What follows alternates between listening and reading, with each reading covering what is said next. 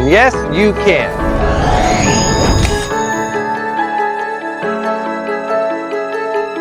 Hi friends, I'm Les Mood, your host. Welcome to the Energy Independent Show, where we cover product reviews, interviews, and hot energy news. Solar Power International this week features grid integration and the virtual trade show. Don't miss SPI, ESI, North America Smart Energy Week. Stay tuned for a chance to win a ticket. Make sure and follow us on LinkedIn, YouTube, Facebook, and Twitter. According to Fast Company in a video, electric vehicles are incredible. Of course, we all know this. Beyond eliminating fossil fuels, they are whisper quiet and they accelerate faster than gasoline cars. Any race car driver could appreciate that. According to a new Consumer Reports study, operate with less expensive maintenance over time. But one of the biggest benefits of EVs is that they are revolutionizing the way cars are built. How? As this new video from Israeli startup Re demonstrates, the EV of tomorrow is basically a giant skateboard. With tiny motors placed inside the wheels, the car can assume any form imaginable. Any sort of seating or storage arrangement can be built right on top of this flat base. We're well on our way to a world of wildly diverse vehicles where design is limited more by the legalese of our road laws than by the creative decisions made by a big few automakers. Power Ledger's blockchain energy trading tech poised for US rollout. After a successful trial of its energy trading technology, Australian blockchain technology company Power Ledger says it is on the cusp of rolling out in North American markets through US electricity supplier American PowerNet, or APN. A total of 43 megawatt hours worth of electricity was traded on the platform, resulting in a 17% renewable energy mix for the buying participants who were able to access renewable energy at 5% lower rates compared to grid rates. Our technology is proving to be compatible with existing large-scale electricity infrastructure like the PJM in the US and the National Electricity Network in Australia, said Power Ledger's co-founder and executive chairman, Dr. Gemma Green. Geothermal Association of Kenya invites all innovative investors and announces the Forum for Geothermal Investment and Opportunities in Kenya.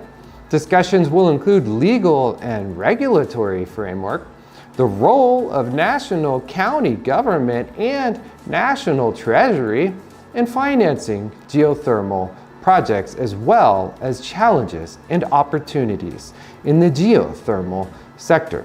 I encourage you to participate and learn about the geothermal movement and the leadership in Kenya. Some of my good friends are leading the charge, and I can say that nowhere in the world is making progress like Kenya. Check it out in the comments below. And a quick message from our sponsors.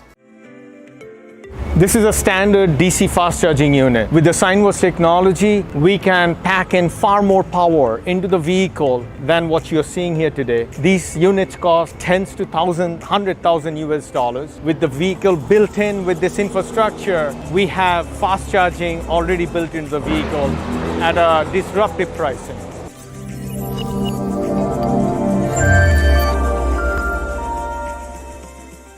PV Europe floats the story. Vattenfall expands photovoltaics on hydro plants. Vattenfall is currently building and planning photovoltaic systems with a capacity of 7 megawatts at pumped storage power plants in Germany. Vattenfall continues to expand the generation of electricity from solar energy in Germany and is now starting to install a photovoltaic system at the Markersbach pumped storage plant in Saxony, the company announced in a press release. 11,000 solar modules installed on the dam.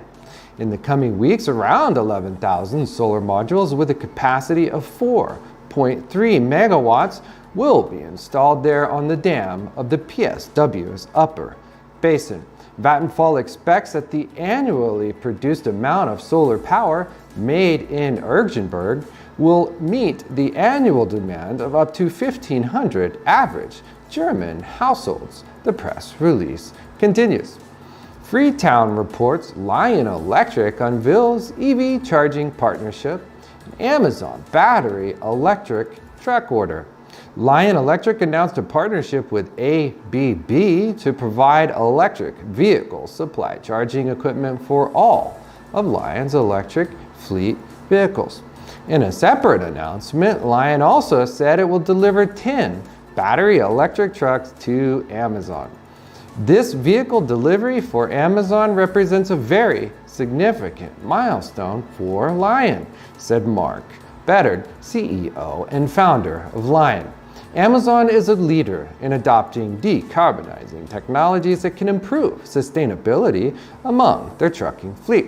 Our all-electric trucks will be a valuable addition to Amazon's trucking operations as they work to deliver on their sustainability goals.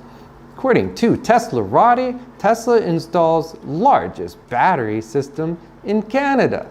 Tesla has a reputation for installing large-scale battery energy storage systems, otherwise known as BESS, worldwide to help the transition to sustainable energy. In its most recent project, it is in the Canadian province of Alberta, where Tesla has installed the country's largest BESS with the help of TD Asset Management.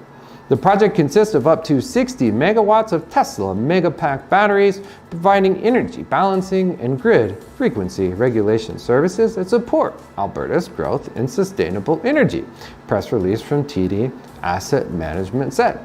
Ultimately, the goal of most BESS projects is to alleviate the stress of the grid, which is usually powered by less sustainable sources of power.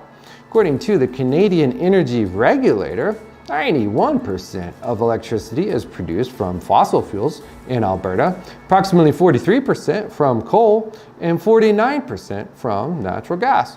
The remaining 8% is produced from renewables such as wind, hydro, and biomass, the analysis said. Grist reports New York says goodbye to 630 power plants and hello to working with communities. New York's latest move toward the aggressive decarbonization goals makes good on the promise of a more equitable transition. On Tuesday, the New York Power Authority, a publicly owned power utility, announced an agreement to work with environmental justice groups on a plan to transition 6 natural gas fire power plants in New York City to cleaner technologies. Peaker plants typically operate less than 10% of the time, but they have an outsized effect on communities and the environment. Of the city's 16 peaker plants, most of them are at least 50 years old, and some run on especially dirty fuels like oil or kerosene. These old plants are disproportionately located in communities of color in the Bronx, Brooklyn, and Queens that are simultaneously burdened with other health risks like heat vulnerability.